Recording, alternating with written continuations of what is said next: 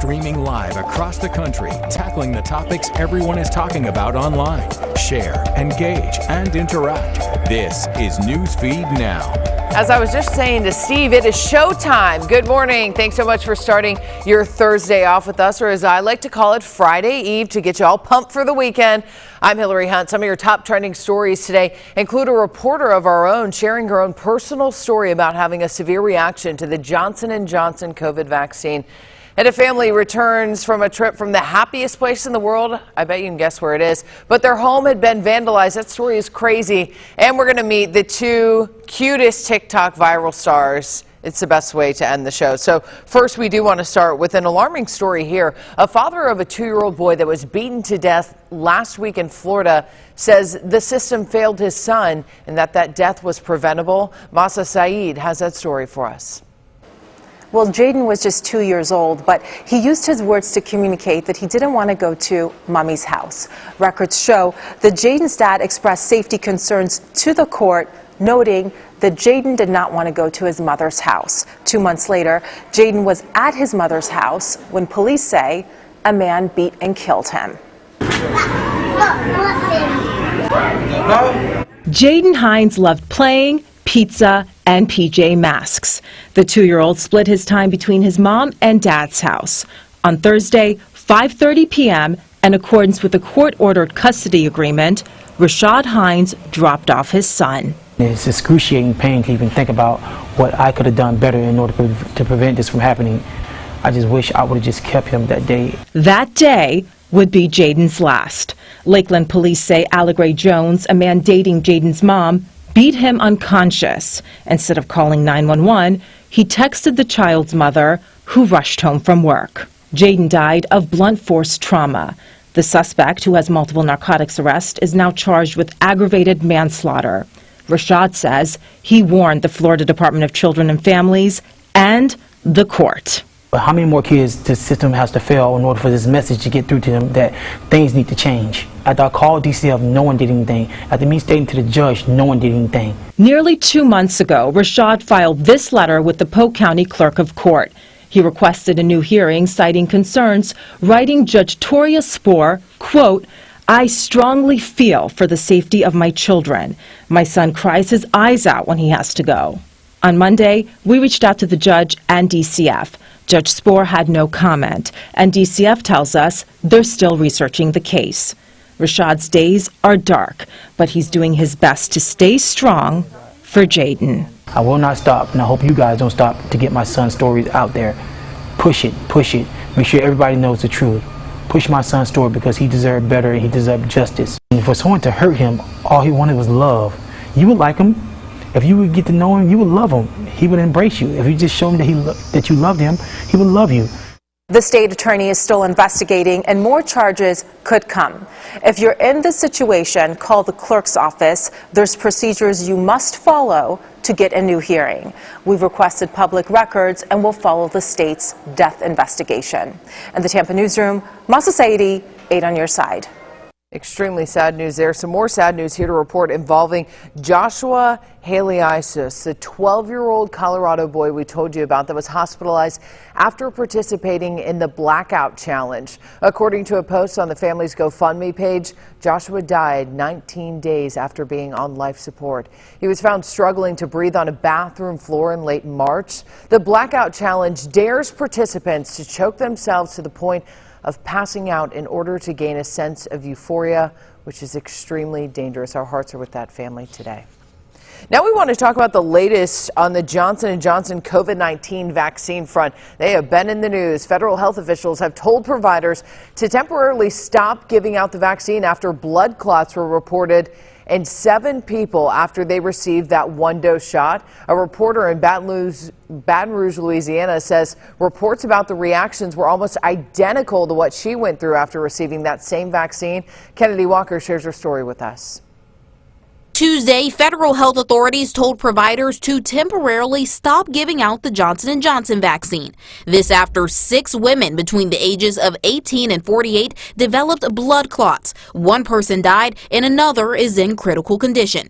Oshner Regional Medical Director Dr. Aldo Russo says the clots are considered extremely rare. But that's a reaction that happened in less than probably not even 0.5% of the people that got vaccinated.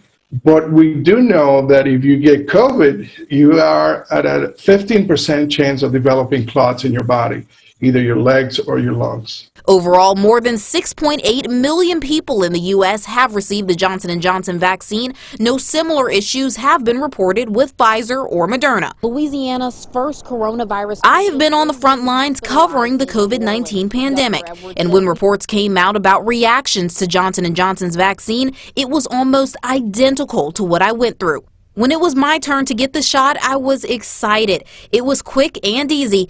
Afterward, I went to work, but throughout the day, I lost feeling in my left hand and fingers. 12 hours later, I knew something wasn't right. This expansion is just so large that before this live shot, the serious pain was setting in. Reporting live outside of the Capitol. That night, I was rushed to the emergency room, passed out, and had a fever of 103.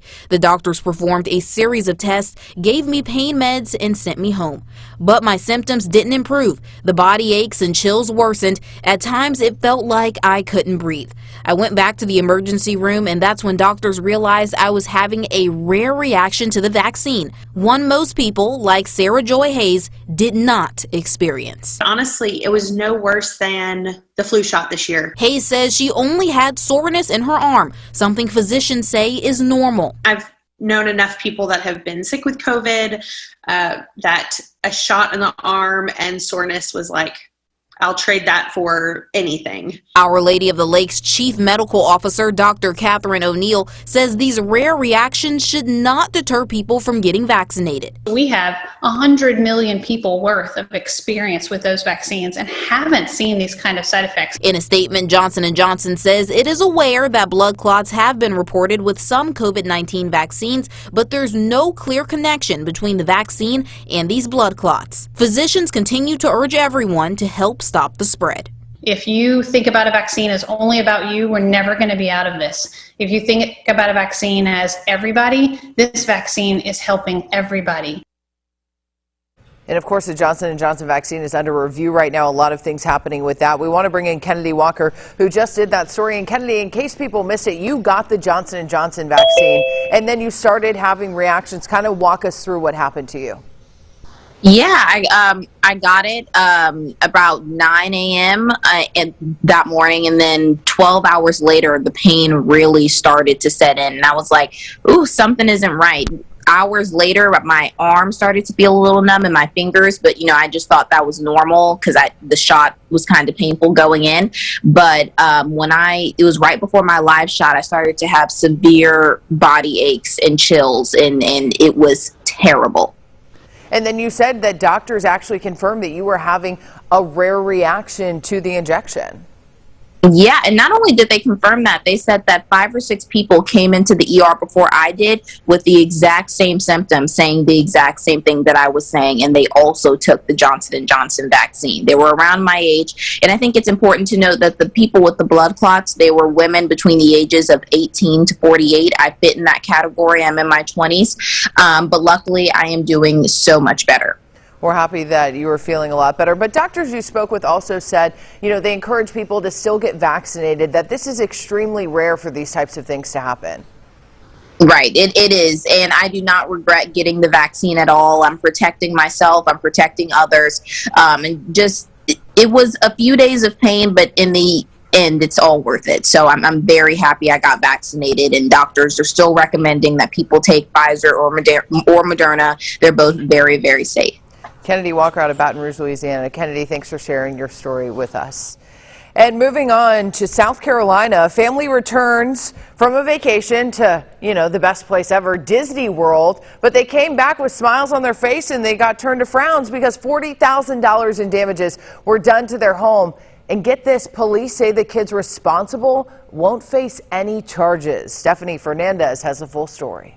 This is what the Kenny family says they found when they got back from a trip to Disney World on Sunday. Busted up Xboxes, busted up laptops, PC computers, just taken out back and just smashed with a shovel. They took my computer, they urinated on my computer to the point where it fried the inside and started smoking. But that's not all the Kennys found. TVs were shattered, computers smashed, and sticky liquid covering every inch of the floors. Soda and glitter dumped on the couch, holes in the wall, and broken glass everywhere. Bedrooms in the home were ransacked. Things thrown everywhere, urinated on, sprayed soda all over the walls. It's just beyond what we could have ever imagined. We got a phone call that neighborhood kids broke into our home and vandalized the house. We didn't think it'd be as bad as it actually was. I reached out to the Horry County Police Department. They tell me because the two people responsible for damaging the house are just kids, they cannot be charged. Police also say that it was intentional. Yes, they said that it was a matter for civil. The kids told police they were playing outside. They also told police they went inside the house through a window to get a drink. Kenny says he's reached out to his homeowner's insurance company. $39,751 in property loss, and when we contacted our homeowners insurance, they told us that none of our property, our personal things, are covered under our insurance. It's only our structure. A GoFundMe page has been set up by neighbors. So far, the family has raised over $2,000. The goal is to raise $6,000 for cleanup and repairs. We're going to have to pay for dumpsters, moving company to move everything out of the house to be repaired. In the meantime, the family says they will be staying at an Airbnb until the end of the month. Reporting in Myrtle Beach for News 13, I'm Stephanie Fernandez. We want to bring in Stephanie joining us from Myrtle Beach, South Carolina. And Stephanie, I feel for that family because when you hear those kids can't be charged because they're kids, you just kind of want to be like, what is wrong? Yeah. You know what makes this story so bizarre is that it was two young children. They're not even teenagers. And when I walked inside that house, you know, it was very shocking. Every television, computer, electronic, gaming consoles, everything was just smashed with a shovel and spray painted. And, you know, this is a little bit graphic, but there was urine all over the walls and holes were made in the walls. Kitchen items were just smashed. All of the bedrooms in the house were just ransacked. I mean, it looked worse in person than what it did in pictures. It was just awful. It really was. And the two homeowners, Brian and Tara Kenny, I spoke with them and they said that their insurance company, their homeowners insurance company, told them that nothing was going to be covered. Not even the hotel bills were going to be covered. Yeah, in your story, those homeowners were saying almost $40,000 worth of damage. Yeah. Yeah, it was just awful. It really was. Yeah, and then also, you know, when I was listening, because I was saying, you know, why are these kids going in there in the first place? It's just, as police, I guess, figured out, they just went in for a drink and then somehow were like, you know what, let's just ruin everything in these people's home while they're on vacation in Disney. Pretty much, yeah. And then, you know, also you told us that the community is really coming together. Their neighborhood's coming together to help them out because right now they're out of pocket a lot of money. Yes, yes. Their next door neighbor had created a GoFundMe for them. And so far, last time I checked, they've raised a little bit over $6,000 already. So great to see their community coming together. Stephanie, thanks so much for joining us. I'm still shaking my head over that. How do those kids not get in trouble? I hope their parents do something about that. Stephanie Fernandez out of Myrtle Beach, South Carolina for us. Now let's move over to Alabama because an Alabama-based YouTube creator is dreaming big, taking a piece of technology that fits into your hand, like my phone, and making it for a way bigger scale. Now he's sharing his dream to lift a few spirits. This is a good one. He spoke with Samson Tanzanite about the giant Nintendo Switch and why he did it. Most advances in portable gaming technology involve miniaturizing components. But local software engineer Michael Pick wanted to go big. This thing is massive, measuring 70 by 30 inches. It weighs 65 pounds, has a 4K display, and is 650 times bigger than a factory Nintendo Switch. I just look at it as like a challenge to try to keep improving on building things. And internet users have also used these handheld devices to view the video at least 200,000 times on YouTube in just over a week. But to Pick, that's not the main point of this. He decided to donate his creation to Vanderbilt's Monroe Carroll Jr. in Nashville. I thought that the Children's Hospital would get a kick out of that because they would actually use it every day and like get to interact with it. And the people that I was showing like pictures to like were freaking out about it. So I thought that that would be the best place for it to end up. If you're worried about difficulty of kids actually playing it, he does show in the video that players can connect wireless controllers to the system without problem. In Huntsville, Samson Tamajani, News 19. Oh, I love that so much. You know what else I love? There's this pair of 4-year-old twins. Steve, you're going to love this. They stole the hearts of so many in Oklahoma last year, and now they're viral sensations. You're about to see why. In a video viewed by millions, the twins dressed up like President Joe Biden and former President Donald Trump. This was all for Halloween. Emily Adkins caught up with the viral twins. Check this out. I love that one. You might recognize these cute faces. They'd be hard to forget. Which one of you's the better dancer? Cody. 4-year-old Edmond twins, Haven and Cody, stealing the hearts of many Oklahomans last October when they dressed up like President Joe Biden and former President Donald Trump for Halloween. Every year I put my twin girls in some ridiculous Halloween costume. Their video viewed by millions, and ever since our story aired, It's just been a whirlwind. their account, once with a few thousand followers, now reaching over 1 million. It's really just about spreading joy, creating smiles, and just bringing some happiness to people's lives. While the president picture may have caught the attention of many, there's now another fan favorite making the rounds. Close to 5 million views of the girls trying vegetables. So healthy. I love it. Chew it. I don't like carrots, but carrots are healthy. They've done interviews with multiple national news outlets and even signed with an agent in New York. We really are just connecting with everyone from moms to grandmothers to kids. Garza says now they get recognized just running errands in Edmond. Even little Haven, who used to be shy, now all of a sudden she's just blossomed into the biggest personality I've ever seen. And Garza says even though it's been a rough year for so many, this one social media outlet has brought some light to their lives. As long as the girls keep enjoying this, that's what it's all about. In Edmond, Emily Akins, Oklahoma's News 4.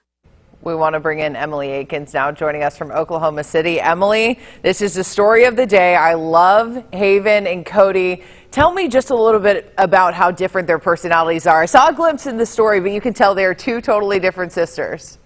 They really are, and when we first interviewed them back in October when that president video went viral, I could tell that Haven was a little shyer even at that point. And then when we went back this week, you can tell she's really come out of her shell. Cody's a little more talkative, but really when we interview Haven talks a lot too, so I can tell they're both coming out of their shell a little bit just from doing all of the TikToks, I guess, learning how to do them and connecting with all of the people they've connected with. Yeah, and you know, their mom in there said it's really helped them come out of their shell, like you said, and develop into little personalities, so much so that you said they've signed with an agent? Yeah, so I think what had happened is they started getting all kinds of inquiries from people that said, hey, we want to partner with you on this, and their mom, Adria, was just, I don't know what to do. We've never had anything like this before. So they ended up, I think an agent reached out to them, signing with an agent so that they had a little more guidance on how do we partner with this, what do we do with this. So yeah, they have an agent in New York now.